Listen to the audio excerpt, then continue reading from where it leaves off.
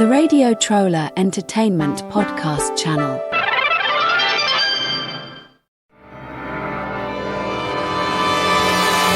The music is reversible. And so is the podcast. This is Face the Music Rewind, an Electric Light Orchestra song-by-song podcast. Episode 004, Battle of Marston Moor, July 2nd, 1644.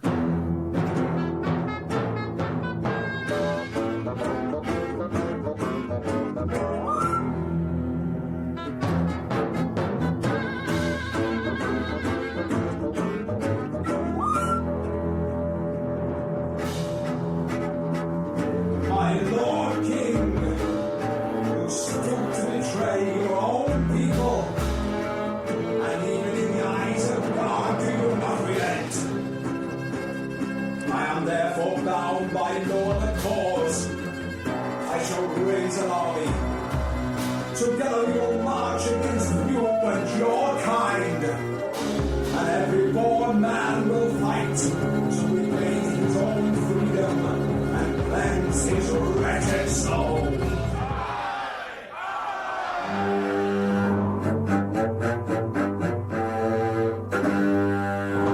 What's that song all about? The Battle of Marston Moor. This is actually based on a real battle that occurred July 2nd, 1644, during the First Civil War in England. The actual English Civil War is divided up into three periods, and in this period it was shortly after Charles I ended his reign, a few inches shorter than he began it. Turns out Parliament was not too happy about the behavior of the Stuart king and decided to cut his reign a bit short. This led to a civil war between those who supported the Puritans, who were behind setting up a republic, with the head ultimately becoming Oliver Cromwell, and those who still supported the crown, including Charles II.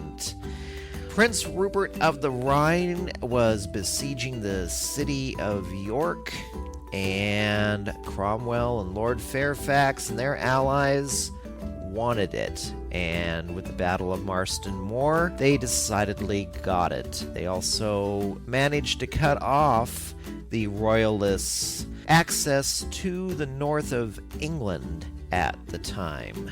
The Royalists were able to get back some of what they had in the south, but for a while this cut off their access to the sea and to supplies from outside the country as well.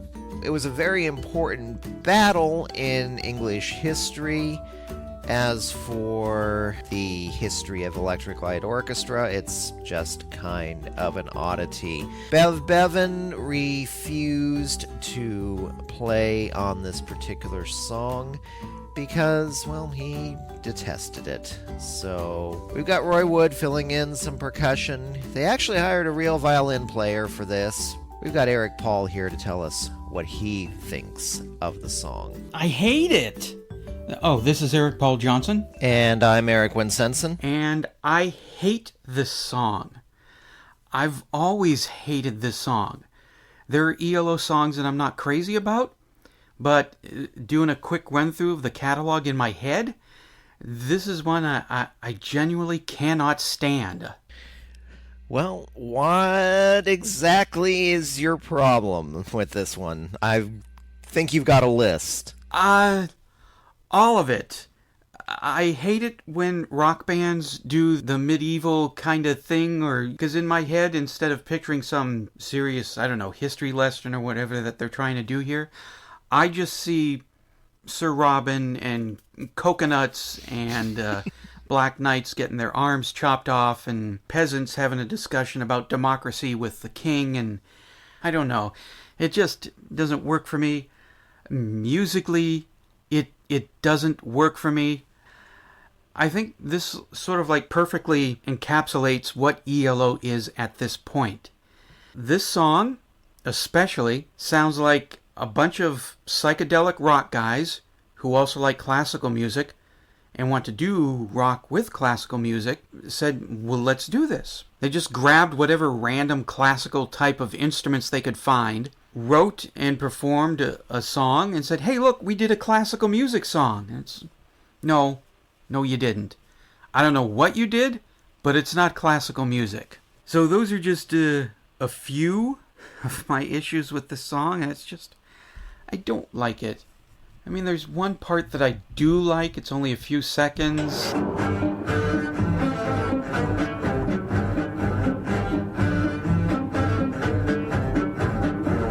The rest of it, no, I don't. None of it works for me.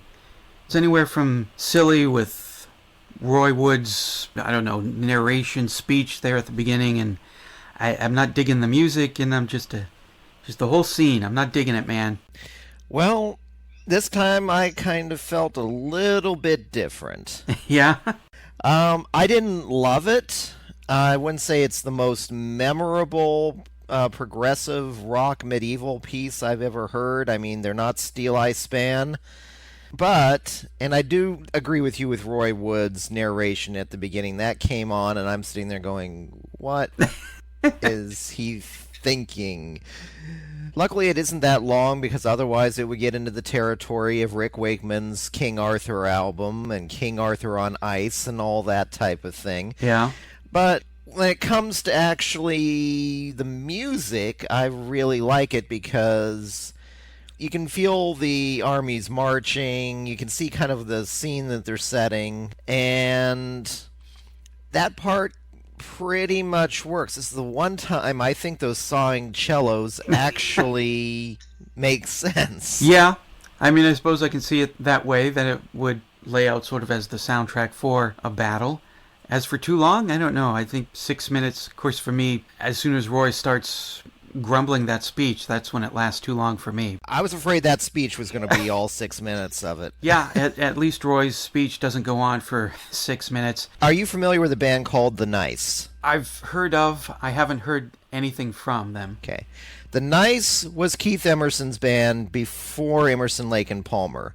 The Nice were a major hit in the United Kingdom because Keith Emerson is a classically trained keyboardist, and he would, instead of trying to redo classical music in exactly the same form, he would completely tear apart classical pieces and turn them into something psychedelic. The biggest one they did was America from West Side Story, which they did a 6-minute instrumental version of. Yeah. It sounds like in some cases with this experiment, since the Nice were kind of competitors with the Move, that this was kind of, in some cases, the Move's answer to the Nice. And unfortunately, Keith Emerson was a much better player than Roy Wood, and they didn't try to incorporate actual instruments. The one time they did, they actually used an orchestra. So yeah, there you go. I mean, in 10538 Overture, it sounded like Roy Wood would just bought a cello and said, I'm going to learn how to play this.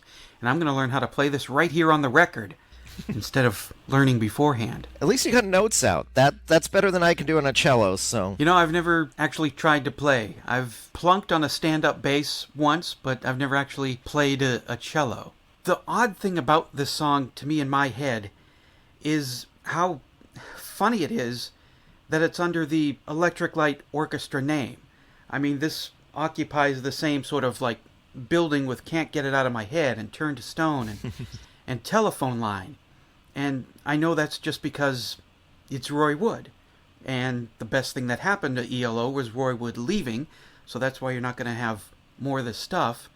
But it's just kind of funny that along with Ticket to the Moon or Need Her Love, there's also Battle of Marston Moor. I think another problem with this song, though, is that it comes right after Nellie Takes a Bow. The two songs don't mix. It's like when you get one of those really jarring change-ups, like, say, I've got Bob Dylan playing on my iPod, and the next thing I have is death metal coming up. Yeah, or on mine, I've got Susie and the Banshees, and then it flips right over to a polka by Myron Florin. Exactly.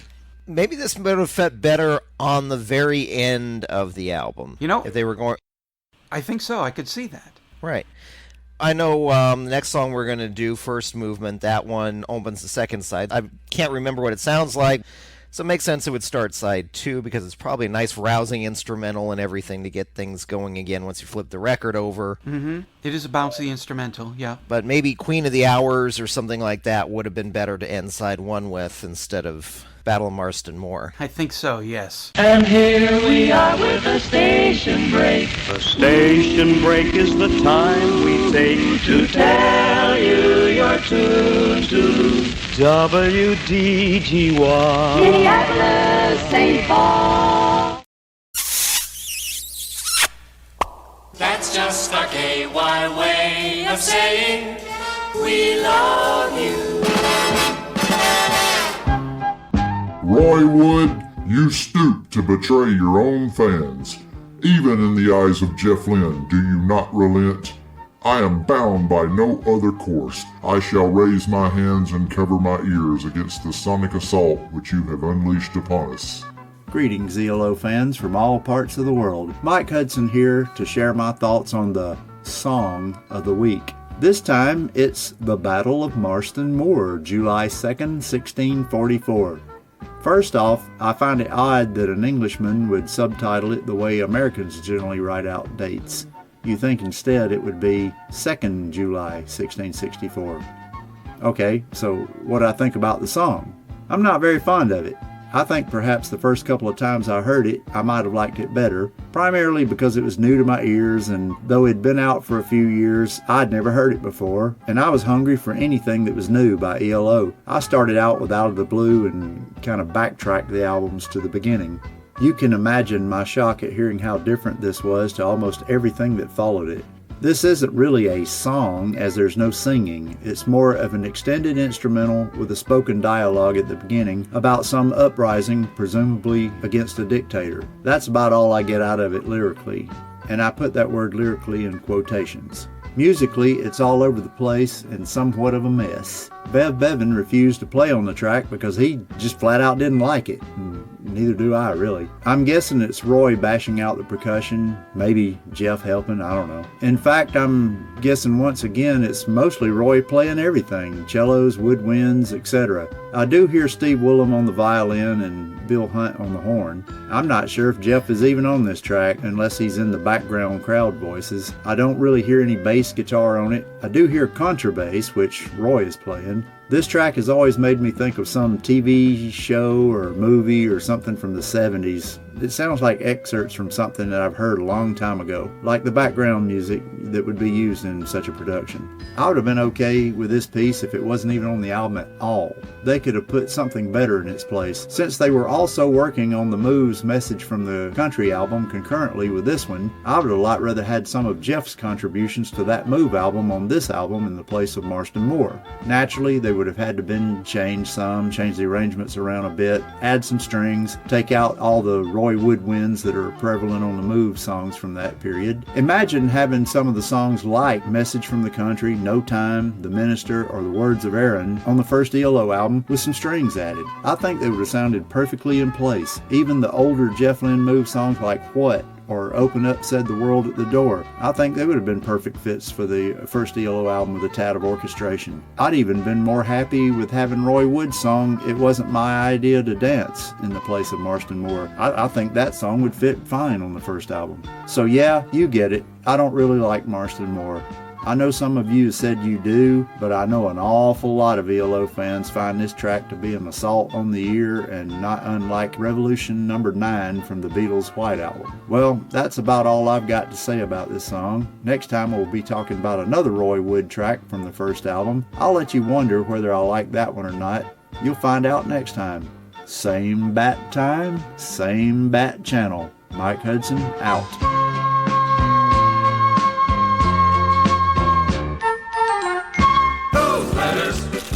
Those letters,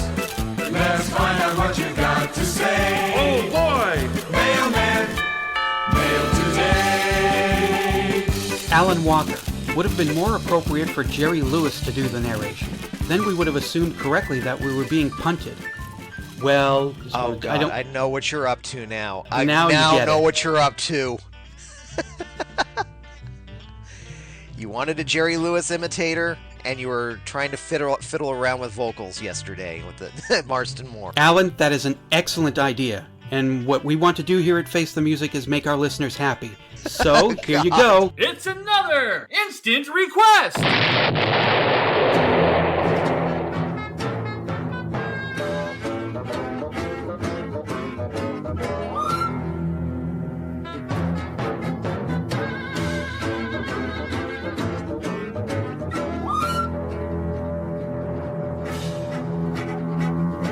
My Lord King, you stoop to betray your own people. And even in the eyes of God, do you not relent? And the lady in the flavin' gay, I am therefore bound by no other course. I shall raise an army. Together we will march against you and your kind. And every born man will fight to regain his own freedom and cleanse his wretched soul. Arise, arise! Paid a guy $5 on Fiverr to imitate Jerry Lewis since I don't do voices. So there you go, Alan. Your song touched me in a way I've never felt before. And which way did it, Ken? It's reminding me that I should get on Fiverr and offer things. But anyway. Yeah. Pay me $5, I won't get naked on the bus. I try that. I just get arrested. Yeah. Well, you weren't supposed to do it whether they paid you the $5 or not. I thought I'd give them, a little sample. Maybe I shouldn't have said little sample. Yeah. Sounds a little ineffectual, doesn't it? Like us or not, either way, no matter what you say, we say thanks for writing anyway. Like it, hate it, what does Madeline think? I loved it. Wow, she liked it. Face the Music Reversible is a production of Radio Trolla Entertainment, Assorted Deli Meats Amalgamated. Voicemail 623-850-3375 or email us ELOFTMpodcast@gmail.com. Subscribe to our YouTube page, the Electric Light Orchestra podcast channel. You can financially support the podcast at patreon.com/ELOpod or PayPal using the podcast's email address, or send a check or money order to P.O. Box 1932, Superior, Arizona 85173. Next week, episode 005, First Movement, Jumping Biz.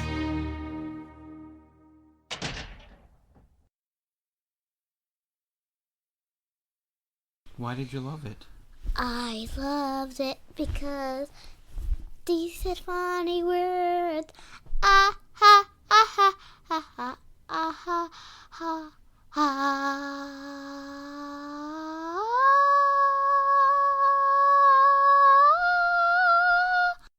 The funny thing to me is Madeline liked this song. And I was expecting her to just, not at all, but she thought Roy Wood's speech was funny. So yeah, it does sound like a first grader's attempt at a medieval classical song in some cases. Yes, it's true. That's true. Okay. REPC, the Radio Trolla Entertainment Podcast Channel.